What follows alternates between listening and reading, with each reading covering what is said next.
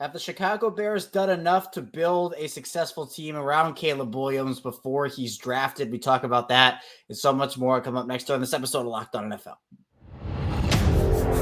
You are Locked On NFL, your daily NFL podcast. Part of the Locked On Podcast Network, your team every day.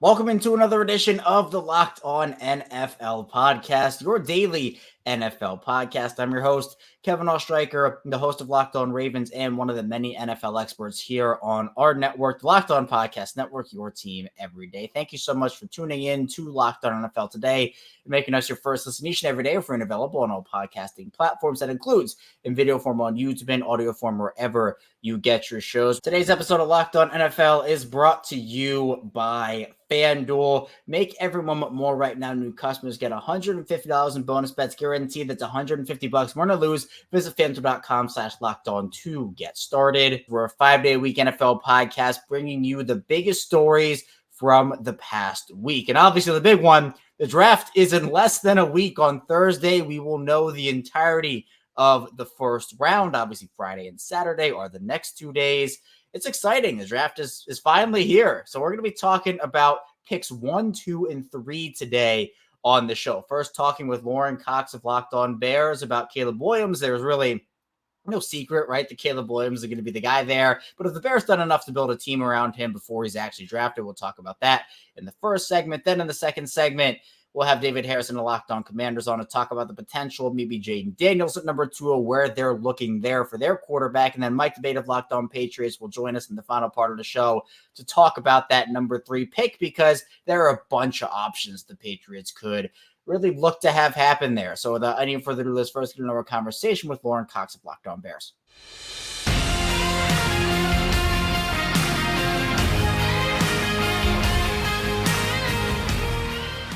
The Chicago Bears pick number 1 overall in the 2024 NFL Draft, which is coming up on Thursday. Here to talk about who the pick is going to be and why the Bears decided to go with them, and much more, of course, is Lorin Cox, the host of Locked On Bears. And Lorin, I know all the talk in Chicago right now is about Caleb Williams after Chicago made the decision to move on from Justin Fields. And I mean, there are really no smoke screens involved here. Caleb Williams is going to be the guy for the Bears at number 1. We talked about it a bit last time you were on the show, but with Caleb Williams, where are you on him as you've kind of gone through the draft process up to today? Where are you on him as a prospect, and what do you like about what he's going to bring to the table here for Chicago?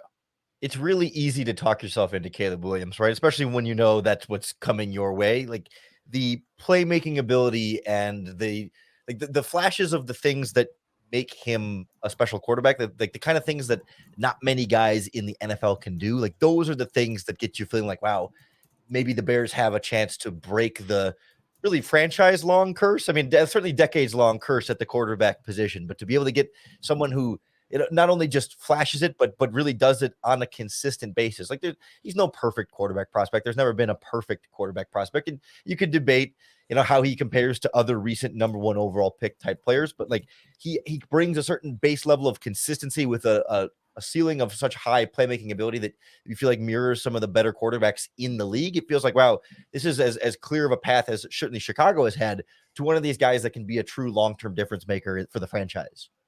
And for the Bears, them deciding to move on from Justin Fields was a big decision. They invested that first round pick in him and really felt like a lot of Bears fans, especially early on, believed in him to be the future. But obviously, as things went on, the Bears decided he was not the guy. When you take a guy like Caleb Williams and you take a guy like Justin Fields, Lorin, and you compare the two, where do you see things that Caleb Williams is maybe already better at than Justin Fields? Where do you see things that maybe the ceiling is much higher on things for Caleb Williams than Justin Fields? Why do you think the Bears did make that decision based off a skill set?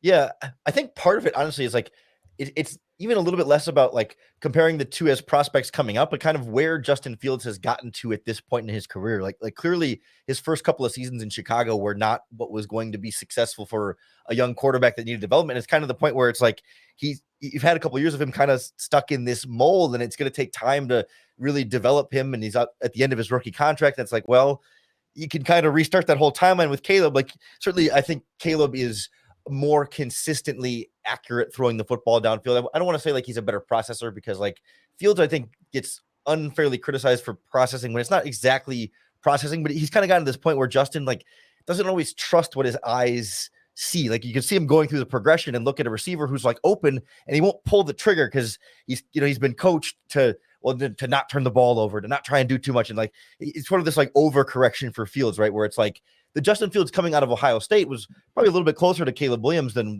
maybe we think of him right now. But that Justin has been so sort of corroded and broken down over the first 3 seasons of his career that it's like, it feels like he's farther away from that point than he was when he started coming into the NFL. So I certainly think Caleb has more of the arm talent, more of the ability to win consistently with his arm, while also having a pretty good athletic ability to extend plays and do a lot of the things Fields did.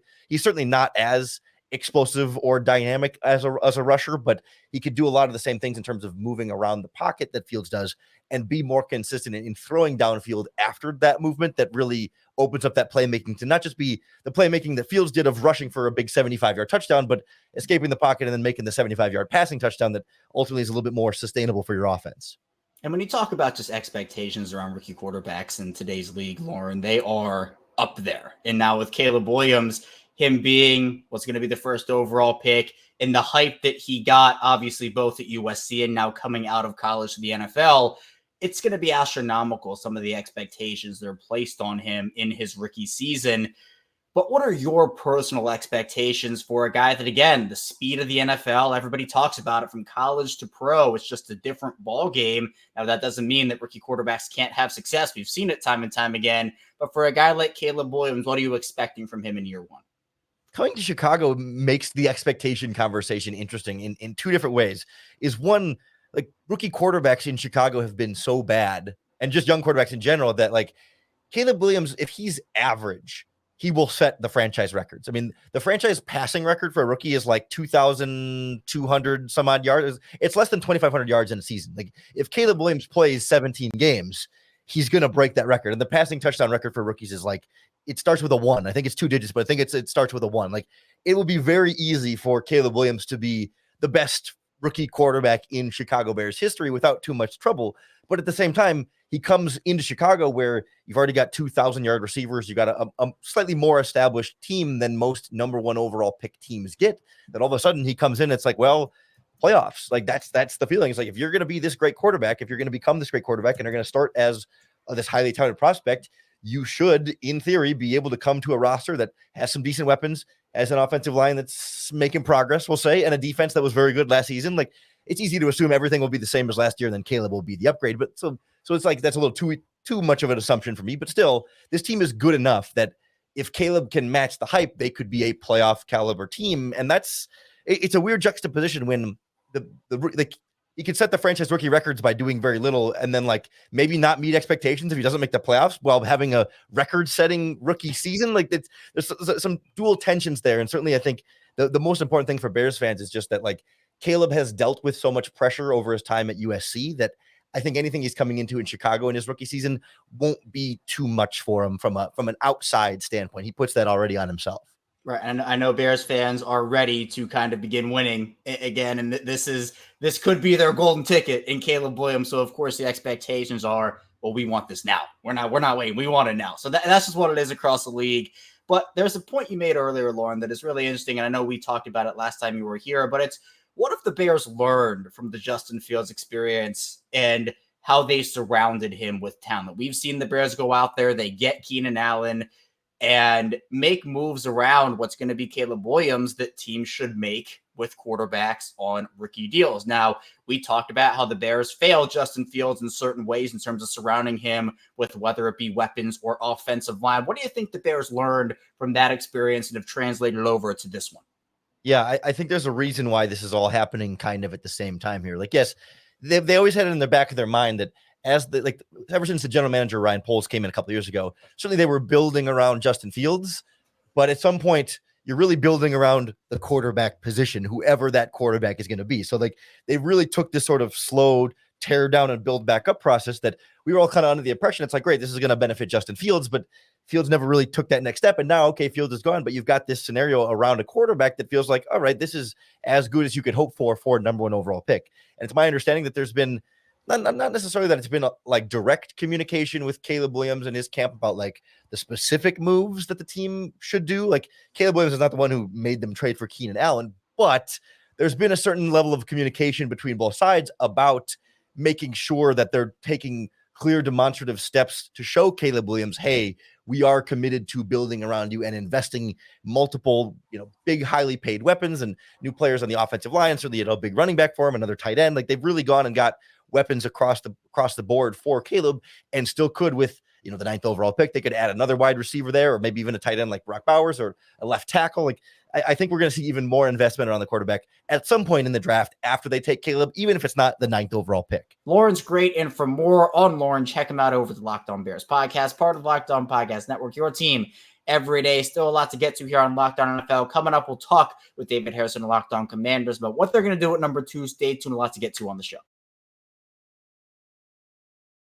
First, this show is brought to you by FanDuel. It's playoff time in the NBA and NHL. Baseball is in full swing, and FanDuel is your place to bet on every game. Right now, new customers get $150 in bonus bets. Guaranteed that's $150 win or lose. Bet on everything from the slap shots, the home runs, the slam dunks, all in an app that's safe, secure, and easy to use. For me, the Denver Nuggets, they're my favorite basketball team. Big Denver Nuggets guy. They are up 1-0 on the Los Angeles Lakers in the first round, so hopefully a lot of wins coming for them. What are you waiting for? Visit FanDuel.com/lockedon and make your first bet an automatic win. FanDuel, America's #1 sportsbook. And the show is brought to you by Monopoly Go. I've been told I'm a competitive person, and it definitely is true. I do have a competitive side. We all do. My competitive side is a big fan of Monopoly Go. I'm sure you've heard of it. It's been downloaded over 150 million times. It's a great twist on Monopoly where you play on not one, but hundreds of Monopoly boards and crazy locations, building up amazing cities that bring you money. But the best part is messing with my friends. I can charge them rent on my iconic properties, just like classic Monopoly. But now I can also heist their vaults of riches for myself, and leaderboard show me who the biggest Monopoly tycoon is. But it's not just my competitive side that loves it. You can team up with friends and people all around the world in time tournaments to earn huge rewards. So get in on the game and join your friends. Download Monopoly Go now, free on the App Store or Google Play. We're back. Our second segment of Locked On NFL. Kevin Oestreicher is still talking with you here on this Monday. The Monday before the NFL draft is a couple days away now. We talked with Lorin Cox of Locked On Bears about that number 1 pick. Let's talk with David Harrison of Locked On Commanders about that number 2 selection. Obviously, with Caleb pretty much locked in to go number 1, the Commanders will still have their pick of quarterbacks. Let's talk with David about who it could be now.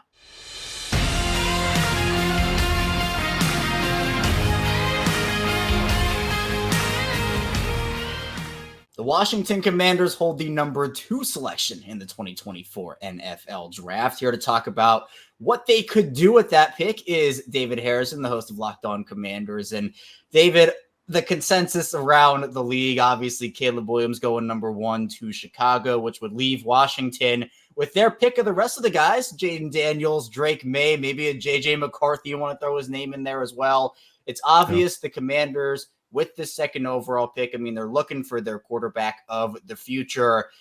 Jaden Daniels has been the popular name in connection to Washington. Is that the guy you most likely see at that pick on Thursday? Yeah, I think so. You know what I mean? The connection has been being made for very logical reasons. And, when you hear everything that Adam Peters and Dan Quinn are talking about as far as what they want this team to look like, they want it to be aggressive. They want it to be explosive. Dan Quinn himself has said multiple times he wants a person at the quarterback position that can be a game changer.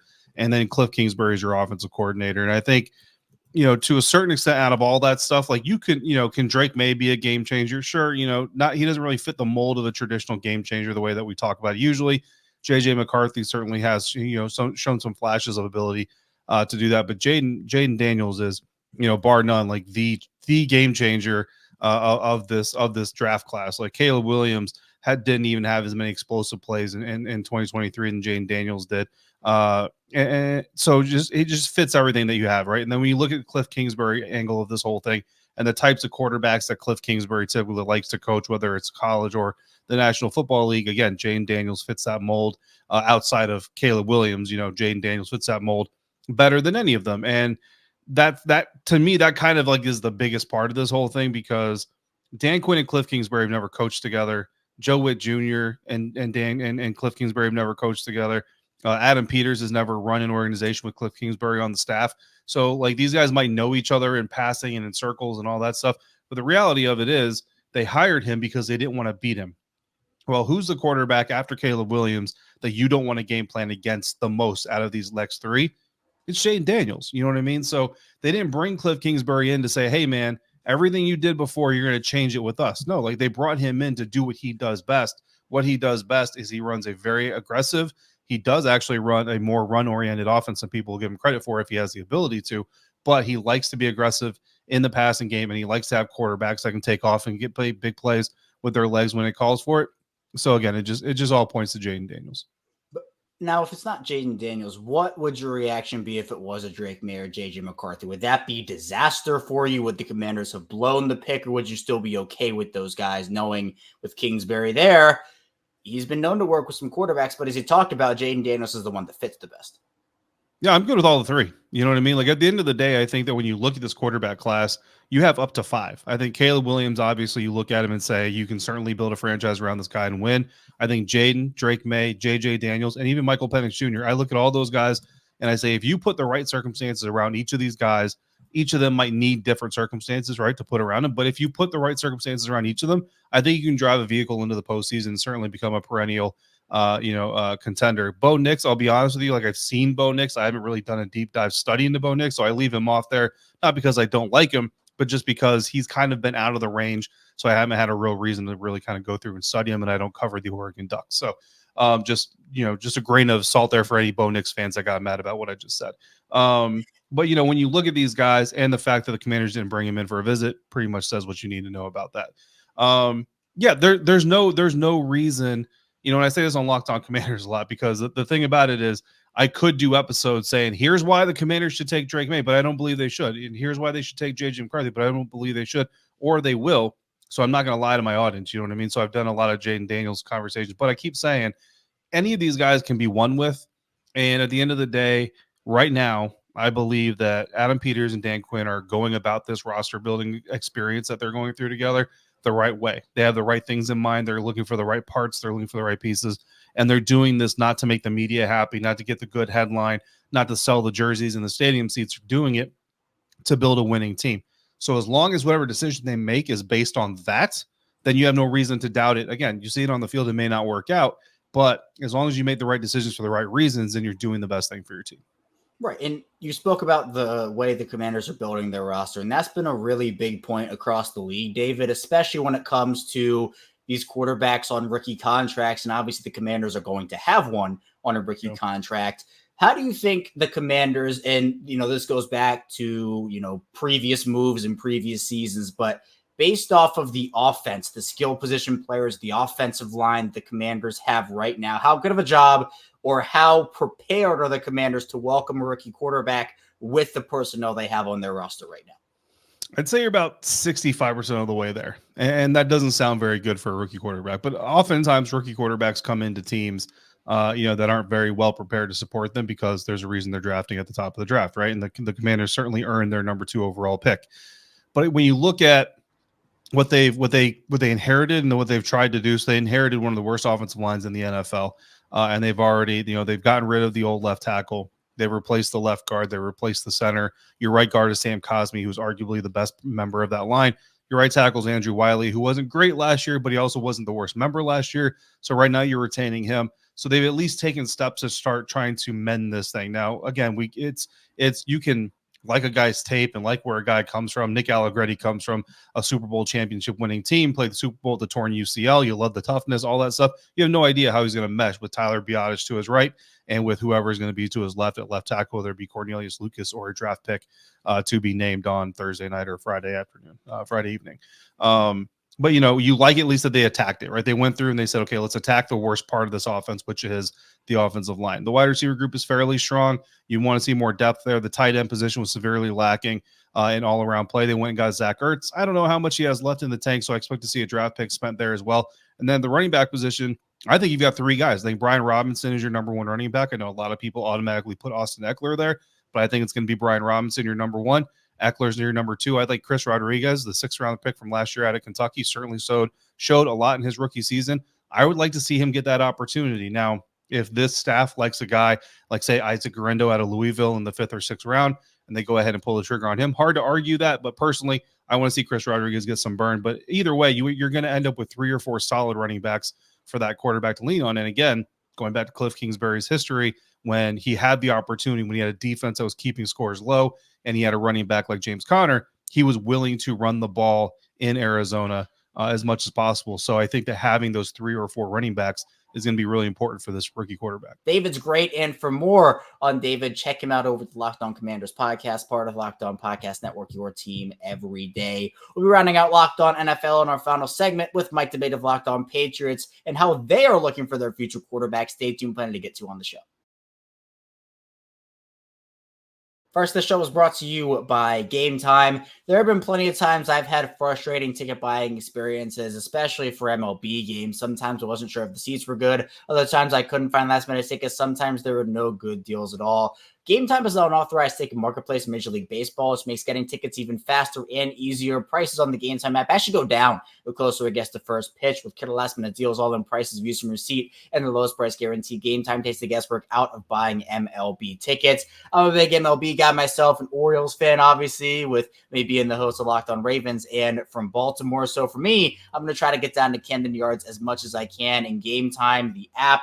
It makes it really easy to do so. There are a ton of features that they have as well. Last minute tickets, flash deals, zone deals. It's super easy to find and buy MLB tickets for any kind of event in your area. Outside of all those perks I mentioned, they also have all-in pricing. They have seat views, lowest price guarantee, GameTime ticket coverage as well, where your purchase is covered with the most flexible customer service policy in the ticketing industry. Take the guess we're going to buy tickets with GameTime. Download the GameTime app, create an account, use code LOCKEDONNFL for $20 off the first purchase. Tons of pie again, create an account, redeem code LOCKEDONNFL, spelled LOCKEDONNFL for $20 off. Download the GameTime app today. Last minute tickets, lowest price guaranteed. We're back rounding out Locked On NFL. Kevin Oestreicher still here with you. Really appreciate everybody for being here today, making Locked On NFL your first listen each and every day. Be sure to subscribe to both the YouTube channel and in audio form wherever you get your shows. Subscribe to the show over there as well. We bring you 5 days a week of NFL coverage every single week, and we have a bunch of great hosts on this show with a bunch of different perspectives. Now, let's get into our final part of this show with Mike Debate of Locked On Patriots. The Patriots hold the number 3 overall pick. What are they going to do with it? Let's try to find out now with Mike Debate.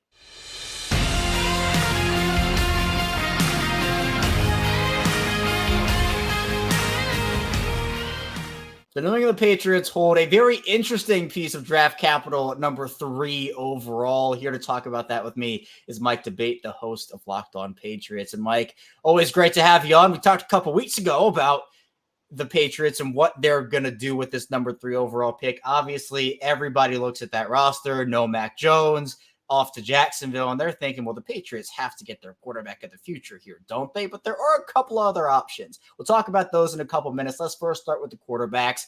Everybody knows that Caleb Williams is essentially going number 1 to Chicago. There's no smoke screens about it. Now, number 2 is the interesting one. Jaden Daniels is the consensus, but there have been some rumblings about how much does he really want to go and play in Washington, so we'll have to keep an eye on that.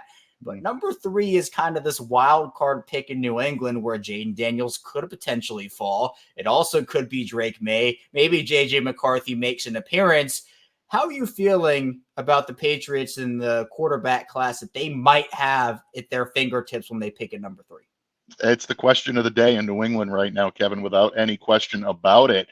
New England, I believe, holds the most valuable piece of draft capital in this upcoming draft because, as we've talked about offline, I mentioned several times over the weekend and in the latter part of the week on Locked On Patriots last week, Chicago's not moving that number 1 pick. Caleb Williams is the consensus number 1. He's going to the Windy City.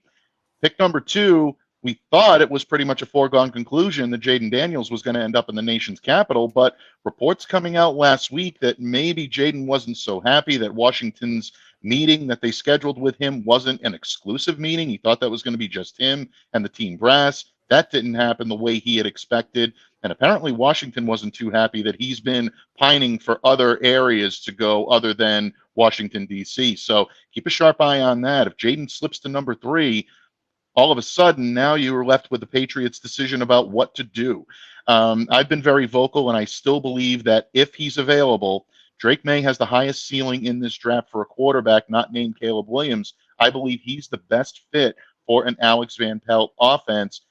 Also, I believe he's the guy that can make it, the biggest. I believe he's the guy that can ascend to the highest level at the pro level. But that being said, I've been doing a lot more diligence and a lot more homework on Jaden lately, and I think that could be also a good fit in New England. His ability to run, his ability to utilize his dual threat does feed into the type of offense that Van Pelt loves to run. Utilize the run to open up play action, take deep shots down the field. I know some people question Jaden Daniels' pocket presence. I wouldn't be so quick to do that. I think he can move the ball all over the field with the proper coaching and the proper team around him. So a lot still to consider, and the Patriots have not non-committed to trading out of that pick, and it wouldn't shock me to see them do that either.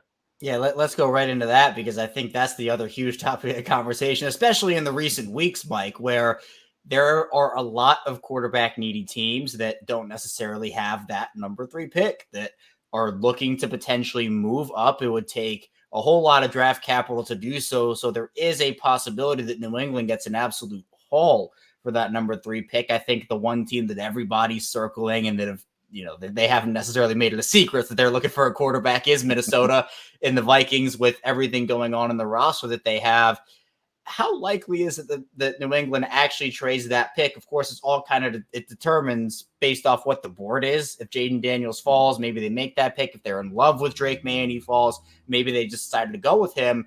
But there are some other quarterbacks in this class, like a Bo Nix or Michael Penix, that a team could get later in the draft, and New England could have a boatload of other draft capital that could be in their war chest if they decide to move out of that pick. Yeah, I think that's an excellent point. And look, it is going to depend on the board. From what I'm hearing from New England, there are equal amounts, and maybe not equal amounts, but this is what we're hearing, that there are equal amounts of positivity for both Drake May and Jaden Daniels at number 3. So if either one of those gentlemen is there, and it looks like by default, one of them will be there. I don't think mathematically it's possible for both of them to be gone unless Caleb slips to number 3. You're going to be dealing with either Drake May or Jaden Daniels. So that's when we're going to find out who the Patriots really loved in this draft. If Drake is there and they get him, he's probably the guy they wanted all along. If Jaden Daniels is there at 3 and they take him, well, the Patriots are going to at least tip their hand and say, okay, well, whether it was Drake, whether it was Jaden, we're willing to go with that guy. I think it's going to depend on a lot of factors. The first factor is the bag, so to speak. Elliot Wolf spoke to us in the media last week and told us, we're open for business. We're open for anything. And that's a smart thing for a general manager to do. You never want to tip your hand. You never want to take options off the table. You want to let them know that anything and everything is possible. He said they're excited about 6 quarterbacks in this class. So you can do the math. You can definitely take a look and see who's there. Patriots fans are as well. I get as much positivity and as much pining for guys like Michael Penix and J.J. McCarthy and even Spencer Rattler, even a Bo Nix, as I do for the top 2, for Jaden and for Drake. So it's going to depend on the bag. What are teams like a Minnesota, for example, willing to offer? Are they willing to go 3 number 1s, 4 number 1s? These are going to be deals that it's going to be very difficult for the Patriots to lay off.